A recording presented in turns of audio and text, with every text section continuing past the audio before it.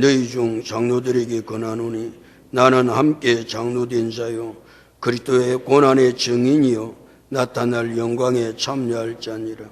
너희 중에 있는 하나님의 양무리를 지되 억지로 하지 말고 하나님의 뜻을 따라 자원함으로 하며 더러운 이득을 위하여 하지 말고 기꺼이 하며 맡은 자들에게 주장하는 자세로 하지 말고 양무리의 본이 되라. 그리하면 목자장이 나타나실 때에 시들지 아니하는 영광의 관을 얻으리라. 할렐루야. 여러분 인사합니다. 잘 되고 있습니다. 잘 될 줄로 믿습니다. 기도하고 순종하면 더 잘 됩니다. 오늘 인생 최고의 날입니다. 인생 최고의 축복은 예수 믿는 것입니다. 할렐루야. 우리의 시민권은 하늘에 있죠.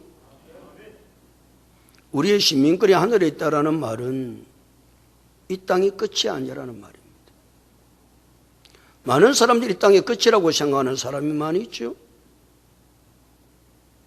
이 땅이 끝이 아닙니다. 예수님께서 재림하시면 이 땅은 다 사라지고 새하늘과 새 땅이 열리게 되는데 하늘의 시민권을 가진 예수 그리스도를 믿는 사람은 새하늘과 새 땅에서 영원히 살게 될 줄로 믿습니다. 그 새하늘과 새 땅 말이에요. 하늘의 시민권을 가진 자만이 예수 그리스도를 믿는 자만이 거기에 들어갈 수 있습니다. 예수님 이 땅에 재림하시면 그것으로 끝나지 않습니다. 심판을 하세요.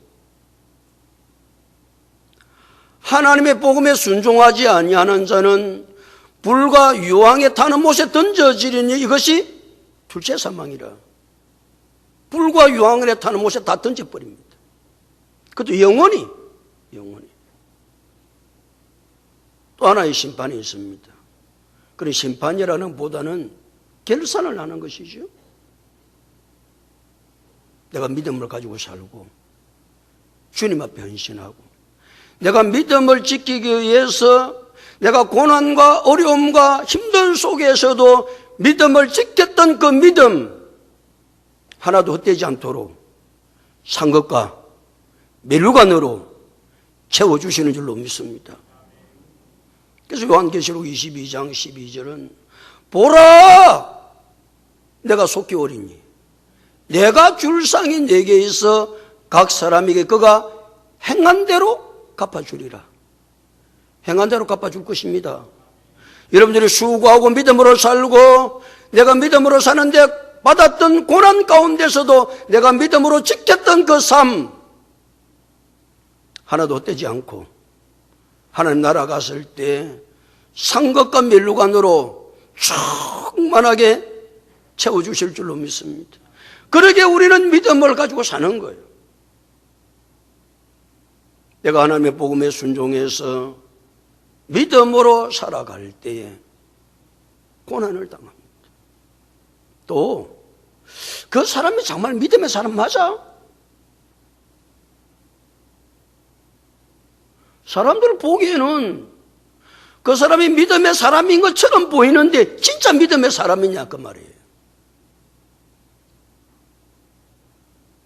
이런 진짜 믿음의 사람 맞습니까? 대답 이리 시원찮고 우짜하겠노? 농부가 알곡과 죽정이를 가르지요. 농부가 알곡과 죽정이를 가릴 때 언제 농부가 알곡과 죽정이를 가르지요? 추수 때가 돼야 가요. 추수 때가 돼서 도리깨질을 내가 타작을 해가지고 농부가 키를 가지고 키질을 해보면 이게 알곡인지 죽정인지가 표가 나는 거예요. 그 전까지는 표가 안 나요. 이게 알곡인지 죽정인지를 잘 몰라요. 뭘 해보면 한다? 타작을 해보면 합니다. 타작이 뭐예요? 고난이에요. 하나님이 고난의 타작질을 딱 해보면 이 사람이 진짜 예수죄인인가 아닌지를 그때 구분을 하는 거예요. 언제나 우리가 예수를 믿고 나의 구주로 고백하고 믿음으로 살아갈 때 나에게 고난이 찾아오는 것은 많은 이유가 있지만 그 가운데 한 가지는 내가 진짜 예수제인가 아닌가를 하나님 시험하시는 것이다. 그래 여러분, 그때 시험에 잘 통과해서 진짜 예수제들이 다 될 수 있기를 예수님의 이름으로 축복합니다. 내가 하나님의 복음에 순종해서 믿음의 삶을 살아갈 때 고난을 당하는 것은 하나님의 뜻이다. 누구의 뜻이다? 하나님의 뜻입니다. 그러니까 내가 예수를 믿다가 고난을 당할 때는, 고난이 찾아오면 왜 내게 이런 고난이 찾아오는가 원망하고 불평하지 말고 누구의 뜻이다? 누구의 뜻이다? 하나님의 뜻이다. 하나님의 뜻이다. 그 하나님의 뜻이 고난이 내게 찾아올 때에 그 고난 속에서도 우리 성도는 선을 행해야 한다. 선을. 그게 쉽지는 않잖아요. 내가 고난을 당해서 고난을 이기는 것도 힘든데 어떻게 고난을 당하고 살아가는데 선을 행하면서 내가 고난을 삶 가운데 살아갈 수 있겠는가? 만만치 않습니다. 그래서 4장 마지막 부분에 하나님께서 우리에게 뭐라고 말씀을 주셨어요? 내 영혼을 미쁘신 창조주께 의탁할지어다. 내 영혼을, 내 모든 삶을 하나님께 의탁할지어다 그래도 되는데 베드로는 그렇게 끝마무리를 하지 않고 미쁘신 창조주께 의탁할지어다. 미쁘신 분? 누가? 하나님. 신실하신 분? 다른 사람 믿을 수가 없는 거예요. 오직 믿을 수 있는 분은 하나님 한 분밖에 없는 줄로 믿습니다. 미쁘신 창조주께 천지 만물을 창조하시고 그 모든 피조물을 그대로 내버려 두신 것이 아니고 하나님은 그 모든 피조물을 다스리시고 통제하시고 그 전능하신 하나님, 우리의 모든 삶을 그분께 의탁할 때 넉넉하게 믿음으로 살아가며 세상을 승리하게 될 줄로 믿습니다. 그래서 고난을 당하고 마지막 마무리를 할 때에 베드로는 내 영혼을 미쁘신 창조주께 의탁할지어다. 모든 것 창조주께, 미쁘신 창조주께 의탁하고 믿음으로 살아갈 수 있는 우리 모두가 다 될 수 있기를 예수님의 이름으로 축복합니다. 오늘 5장을 넘어가는데 1절 다 같이 읽겠습니다. 1절 시작.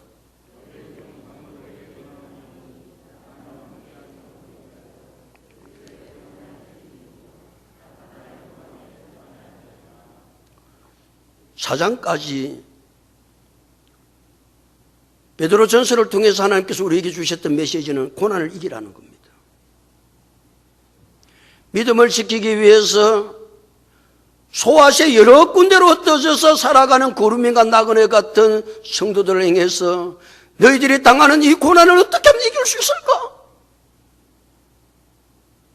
예수님의 수제자 베드로는 애타는 마음으로 이 고난을 이기고 승리해야 주께서 원하시는 뜻대로 이루어갈 수 있기 때문에 이 고난을 어떤 자세로 어떻게 이겨야 될 것인지 마무리를 딱 하고 나서 오늘 5장에 들어서는 너희 중 누구에게 권하노니?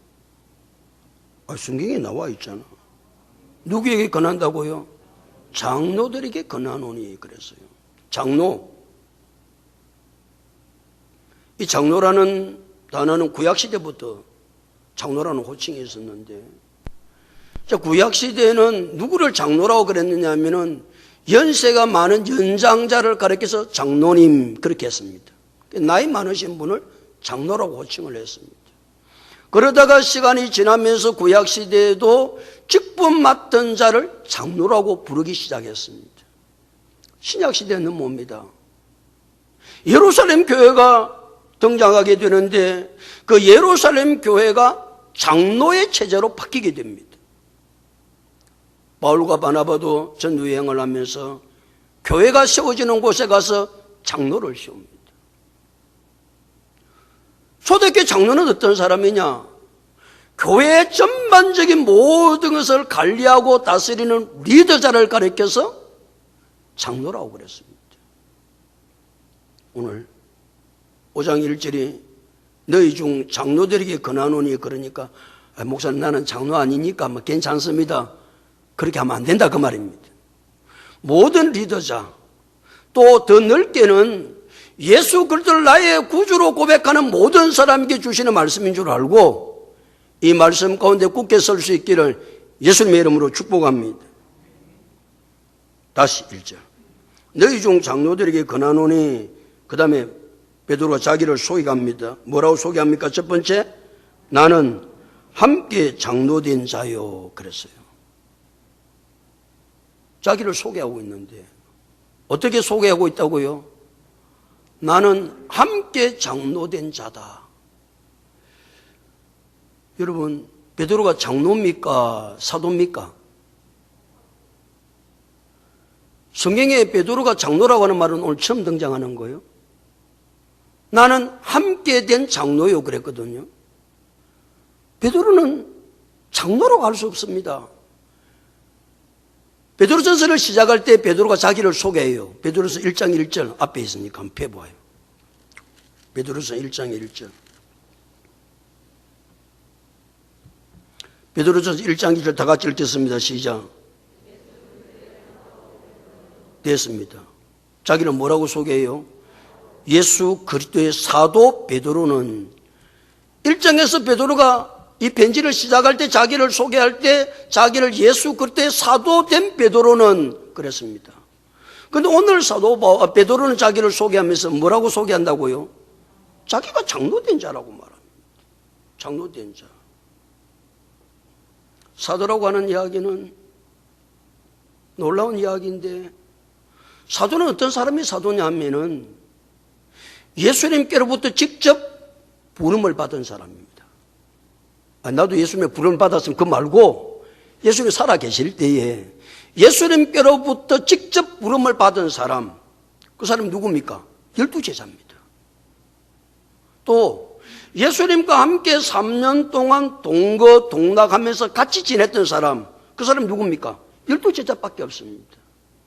예수님의 십자가의 고난과 부활을 눈으로 목도한 사람 12제자밖에 없습니다.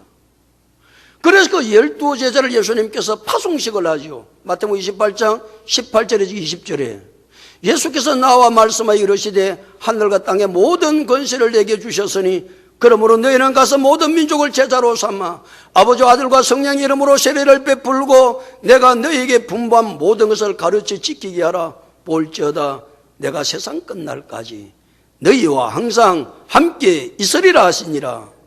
그때 파송식을 해요. 예수님께로부터 직접 보냄을 받은 자를 가리켜서 사도라고 그래요. 이와 같은 사람은 예수님 12제자밖에 없습니다. 그러나 예수님의 12제자 외에는 사실은 사도가 없는 거예요. 그 사도라고 하는 이름은 굉장히 놀라운 이름이에요. 특별히 베드로는 사도 가운데 무슨 사도입니까? 수석사도입니다. 수석사도. 제일 어떤지는 사도거든요. 수석사도거든요. 그런데 베드로 보십시오. 자기를 소개할 때 뭐라고 소개하느냐면은 나는 함께 장로된 자요. 왜 자기를 장로라고 끌어내리죠? 누구에게 근면하기 위해서? 장로들에게 근면하기 위해서 자기 자신을 낮추는 거예요. 눈높이를 맞추는 거예요. 눈높이. 이게 쉽지 않습니다. 사람들을 많이 만나보면 자기가 좀 돈이 있고 자기가 좀 잘 배우고 자기가 좀 탁월하다고 싶으면 동등한 레벨에 나와주면 너무너무 싫어해요. 차별화시켜주기를 원해요. 다르게 세워주기를 원해요. 우월하기를 원해요. 나는 다른 사람과 달라. 나는 너하고는 달라. 나는 돈이 많아. 나는 많이 배워서 너하고는 달라.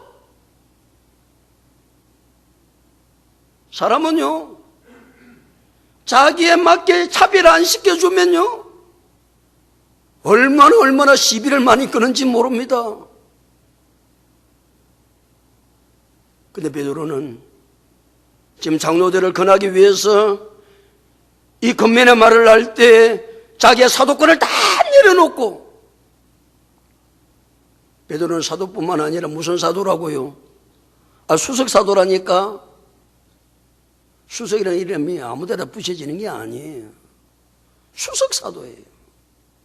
그리고 아무도 근접할 수 없는, 그런데도 불구하고 베드로는 자기 자신을 나는 함께 장로된 자요, 자기 자신을 끌어내어서 그들과 동등한 눈으로 예수님이 12제자를 불러서 데리고 다녀요. 보리떡 5개, 물고기 2마리로 5,000명을 먹이니까, 죽은 자를 살리니까 제자들 생각에는 예수님 고도왕이 되겠다. 예수님이 유대인의 왕이 되면 예수님께서 우리 12제자를 선택했으니까 예수님께서 우리 모두에게 다 가장 높은 자리를 줄 것인데 누가 높은 자리를 차지할 것이냐? 예수님을 따라다니면서 싸워요. 내가 가장 높은 자리에 앉아야 된다고. 베드로는 베드로대로, 야고보는 야고보대로, 요한은 요한대로, 내가 예수님께서 왕의 자리에 앉으면 내가 영의정을 해야지, 내가 영의정을 해야지. 이렇게 싸웠던 사람이 베드로예요. 이 베드로가 예수님을 따라다니면서 배운 게 있습니다. 그 배운 게 뭡니까? 겸손입니다.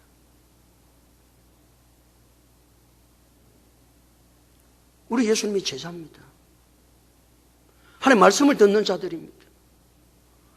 우리가 예수님께로부터 배워야 될 것들이 수없이 많이 있지만 그 가운데 배워야 될 것 가운데 가장 중요한 것은 겸손인 줄로 믿습니다. 예수님께로부터 겸손을 배운 것.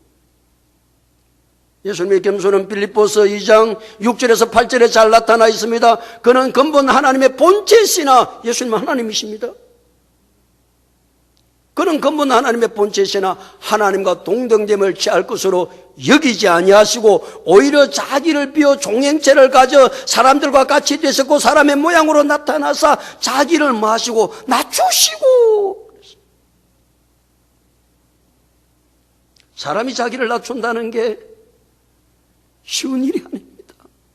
자기를 낮추시고 죽기까지 복종하셨으니 곧 십자가에 죽으심이라. 할렐루야. 베드로는 처음에는 이게 까불고 내가 최고다, 내가 최고다, 내가 제일 잘났다, 내가 똑똑하다, 이런 인생이 예수 믿으면 낮아지게 되는 줄로 믿습니다. 그게 예수 믿는 것입니다.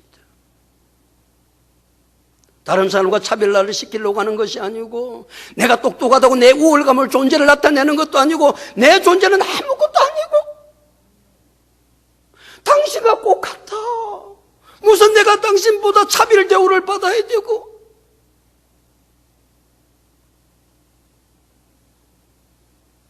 예수님의 수제자 베드로는, 수석사도였던 베드로는 예수님을 3년 동안 따라다니면서 배웠던 것, 그분의 본을 받았던 것이 겸손함과 섬김의 본을 받아 어느 곳에 가든지 겸손함으로 잘 섬기는 하나님의 사람으로 변화되었기에 오늘 베드로 전서를 쓰면서 장로들을 권하면서 자기를 뭐라고 소개한다고요? 나는 함께 장로된 자요, 함께 눈높이를 낮추었어. 자기 자신을 낮출 줄 아는, 나는 너보다 탁월하고 너보다 놀랍고 차별화시키려고 하는 그런 거 말고 나는 당신과 똑같은 동등한 사람임을 소개할 수 있기를, 겸손하게 소개할 수 있기를. 아니 어디 자리에 가서 말이지 나는 당신보다 나은데 내 자리를 왜 여기 해놨어? 그런 거 말고 두 번째 베드로가 자기를 소개합니다. 다시 1절. 너희 중 장로들에게 권하노니 나는 함께 장로된 자요. 그 다음에 뭐라고 두 번째 소개합니까? 그리스도의 고난의 증인이요. 자기가 증인이라고 소개합니다.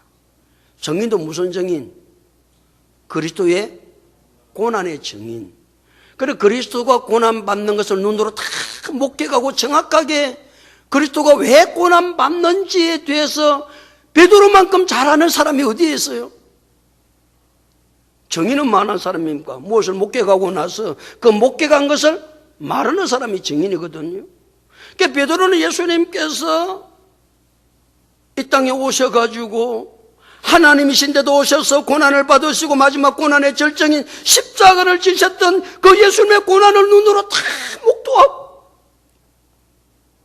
그 예수님 왜 그런 고난을 받으셨죠? 왜 십자가의 고난을 받으시죠? 인간의 근본 문제인 죄 문제를 해결하실 예수님께서 십자가의 고난을 당하시고 그 인간의 근본 문제인 죄 문제를 해결한 예수 그리스도를 믿지 않으면 절대 구원의 길이 없기에 베드로는 예수 그리스도만이 구원자라고, 예수 그리스도만이 주님이라고. 그러니까 베드로 보고 미쳤다고. 어째서 예수님이 주님이냐고. 그러니까 베드로도 얼마나 박해를 많이 받았는지 모릅니다. 박해하든지 말든지. 베드로의 설교 가운데 가장 강력한 설교가 무엇입니까? 사도행전 4장 12절의 설교입니다. 다른 이로서는 구원을 받을 수 없나니 천하 인간에게 구원 얻을 만한 다른 이름을 우리에게 주신 일이 없다. 예수 그리스도만이 구원자다.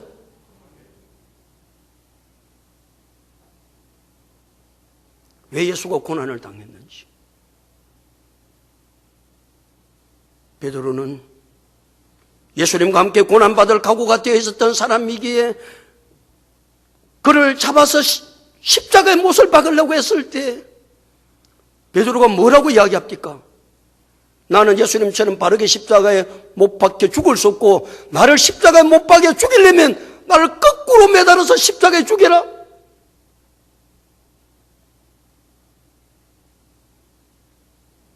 왜요? 베드로는 그리스도의 고난의 증인이었기 때문에 그렇습니다. 우리가 무슨 증인이 되어야 되겠습니까? 여러분, 나를 소개할 때 나는 증인이야. 무슨 증인? 그리스도의 고난의 증인이라고 소개할 수 있기를 예수님의 이름으로 축복합니다. 가장 멋진 자기 소개. 첫 번째 소개는 나를 낮추는 소개. 나도 당신과 똑같다. 내가 뭐 나은 게 아무것도 없다. 내가 목사지만 당신보다 나은 게 아무것도 없어. 나는 그리스도의 고난의 증인이요. 세 번째 자기를 소개합니다. 이 소개가 무엇이 있습니다. 세 번째 자기를 뭐라고 소개합니까? 나타날 영광에 참여할 자니라. 나타날이 뭡니까? 예수님이 재림하실 때 어디에 참여할 자라고 자기를 소개합니까? 그 영광에 참여할 자라고. 고난 없는 영광이 없기에 예수님께서 고난을 당하시고 부활의 영광을 얻으시고 성천의 영광을 누리고 하나님의 보좌 우편에 앉는 영광을 누리고 예수는 다시 재림의 영광을 누리기에 자기가 예수 때문에 고난받았기에 예수님이 나타날 그 영광에 자기는 참여할 자라고 베드로는 자기를 소개하고 있습니다. 신앙적인 소개, 얼마나 멋있는지 몰라요. 그 소개를 하면서 2절, 3절에 이제 장로들, 영적 리더자들, 성도들이 어떻게 해야 될 것인지에 대해서 말씀하고 있는데 이제 근면 내용인데 2절 다 같이 보겠습니다. 시작.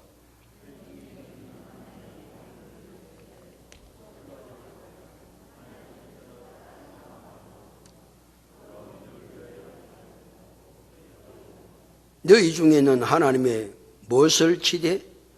양무리를 치되.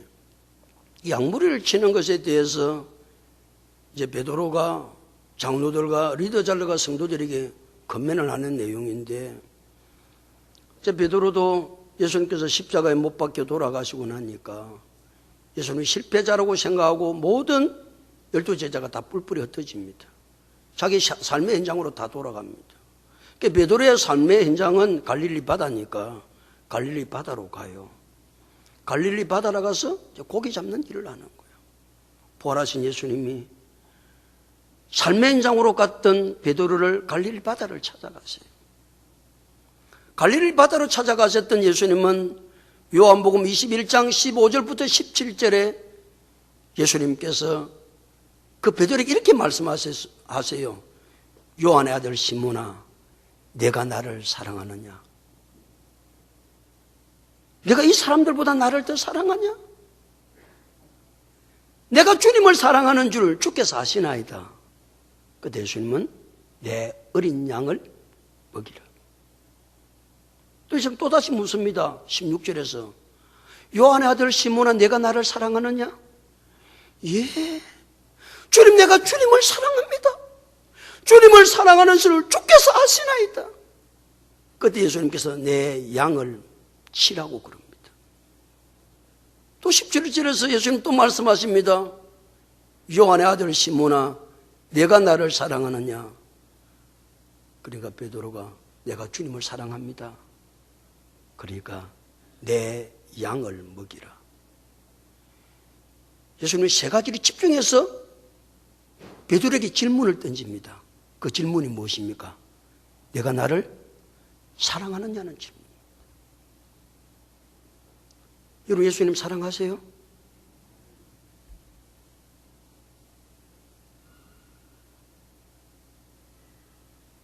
예수님 베드로에게 세 번이나 집중해서 요한의 아들 시몬아, 내가 나를 사랑하냐? 사랑한다고 대답할 때마다 예수님께서 베드로에게 사명을 맡기십니다. 내 어린 양을 먹이라, 내 양을 치라, 내 양을 먹이라. 누가 하나님께서 주신 사명을 감당할 수 있습니까? 사역을 감당할 수 있습니까? 아무래도 교회만 사역을 감당할 수 있습니까? 아니요.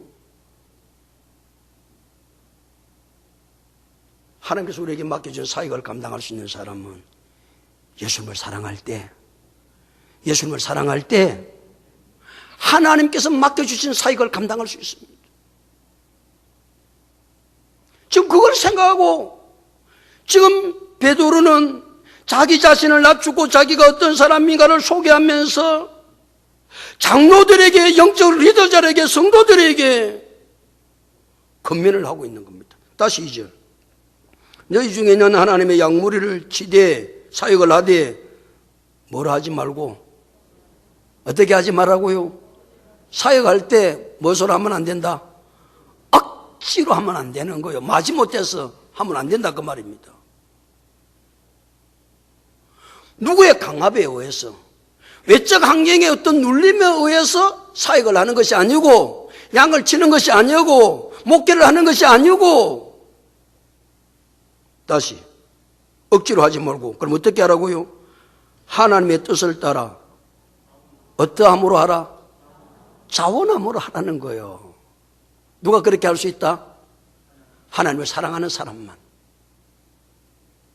하나님을 사랑하면요, 사역은 억지가 아니고 뭐함으로 할 수 있다? 자원함으로 할 수 있습니다. 이 자원함이라는 말은 자진한 열정을 말해요. 열정.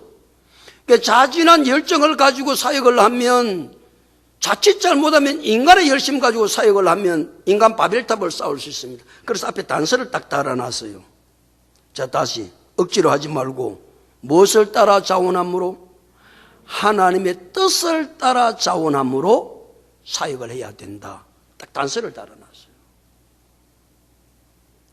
하나님 우리에게 권면하고 있습니다. 베드로를 통해서. 하나님의 사역을 할 때 어떻게 하지 말고, 억지로 하지 말고 어떻게 하라? 하나님의 뜻을 따라 자원함으로 해야 됩니다. 어떻게 할 때 이와 같은 사역이 이루어질 수 있다? 하나님을 사랑할 때만 이루어질 수 있어요. 사역을 시켜보면 억지로 마지 못해가지고 막 하락하게란 막 그냥 도살장에 끌려가는 소매로 끌려가서 사역을 하는 것이 하나님께서 원하는 사역이 아닙니다.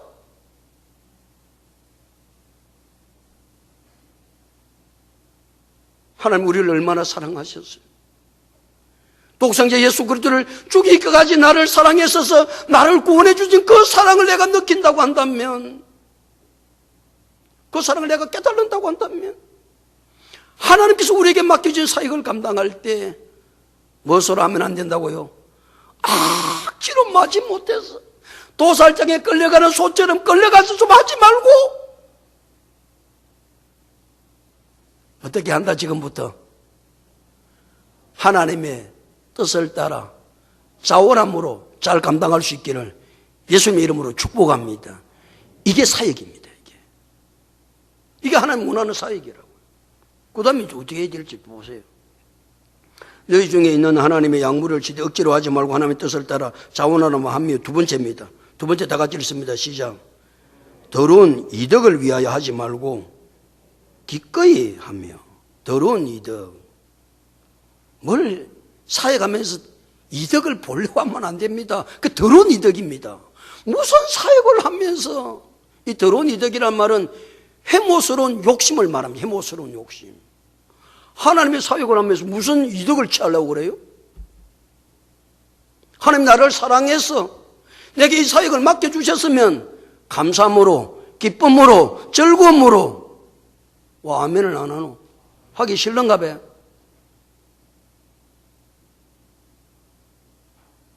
그래서 더러운 이득을 위하여 하지 말고, 그래서 무엇을 해라? 기꺼이 해라. 기꺼이 하라는 말은 마음에 우러나오는 즐거움으로 해라 그 말입니다. 좀 마음에 우러나가지고 너무 사역이 하나님께서 내게 주셨는데, 그 은혜를 주셨는데, 그 사랑을 주셨는데, 내게 이런 사역을 맡겨주신 하나님 감사합니다. 이런 즐거움으로 사역을 하면 얼마나 그 사역이 은혜가 되겠어요? 본에게 얼마나 축복이 되겠어요?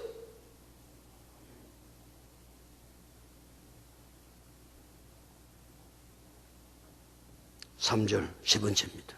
3절 다 같이 읽습니다. 시작.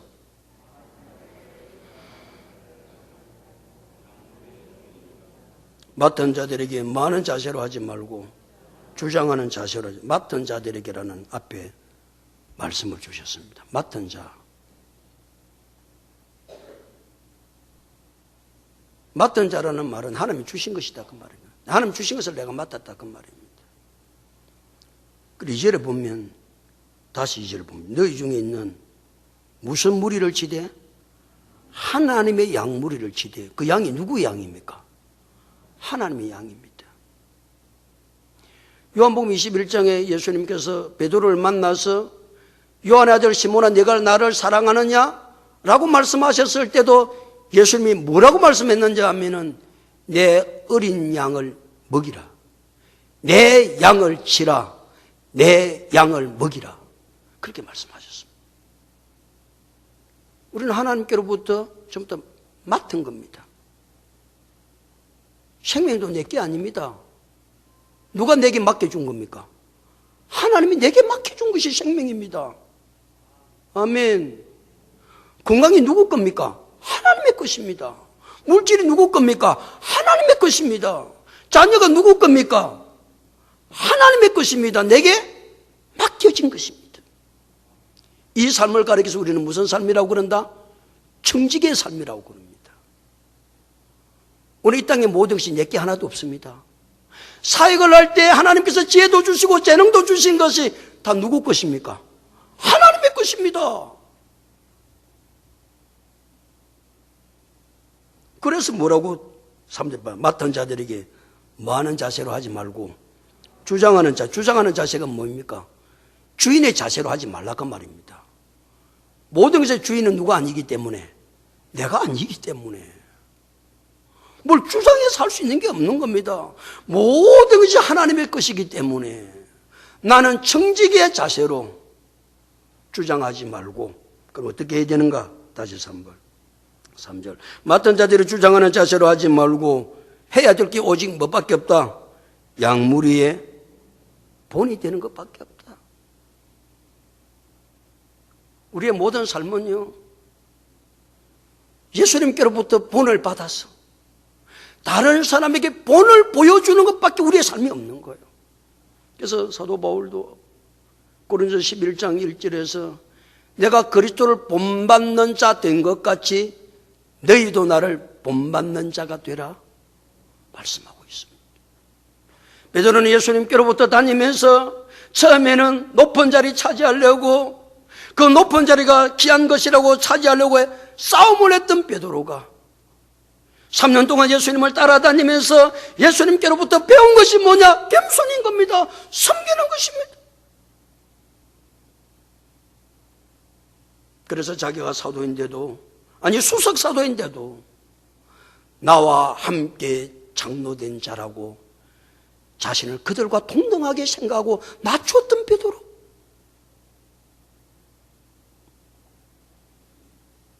우리는 예수님의 제자라고 고백합니다. 우리는 성도라고 고백합니다. 우리가 해야 될 일은 예수 그리스도를 본받다 사역도 하고 삶도 살아가고, 그래서 다른 사람의 본을 보이고, 그때 그 일을 맡았던 아무개 집사, 아무개 장로, 아무개 근사 얼마나 예수님처럼 본을 잘 보여줬는지 모른다. 나는 그 본받고 살고 싶다.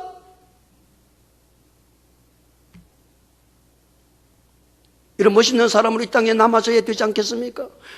그 이야기하면 아이고 그 사람 아이고 말도 말아라. 그게 무슨 아이고.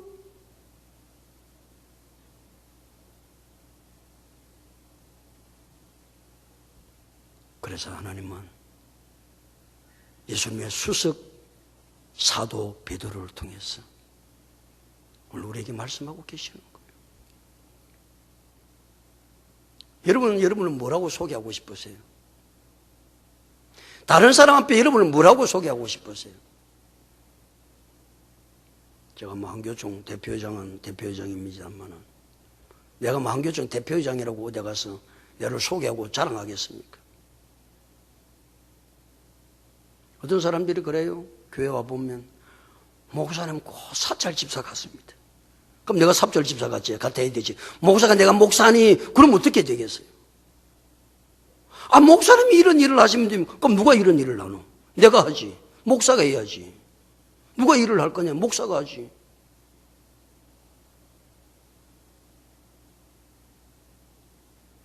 나를 낮추고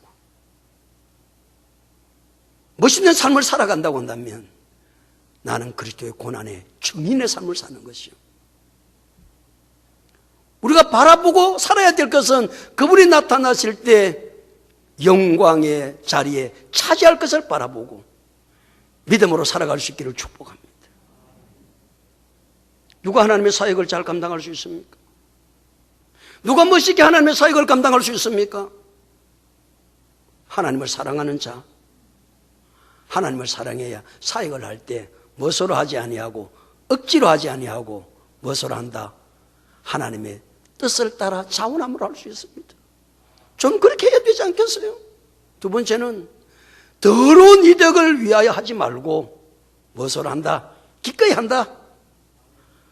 마음에 우러나오는 즐거움으로 주님의 일을 감당한다. 그러면 얼마나 사역할 때 행복하겠어요. 다른 사람이 그런 모습을 보면 얼마나 행복하겠어요. 사역시키는 건 인상을 그냥 찌푸리고 그냥 하는 것도 주여.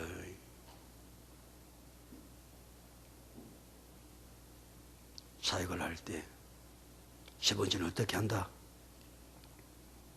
주장하는 자세로 하지 아니하고 약물에 뭐가 된다? 본이 되었어. 나도 저 아무개 집사처럼, 아무개 근사처럼, 아무개 성도처럼, 장로처럼 나도 본받아 사역하고 싶다.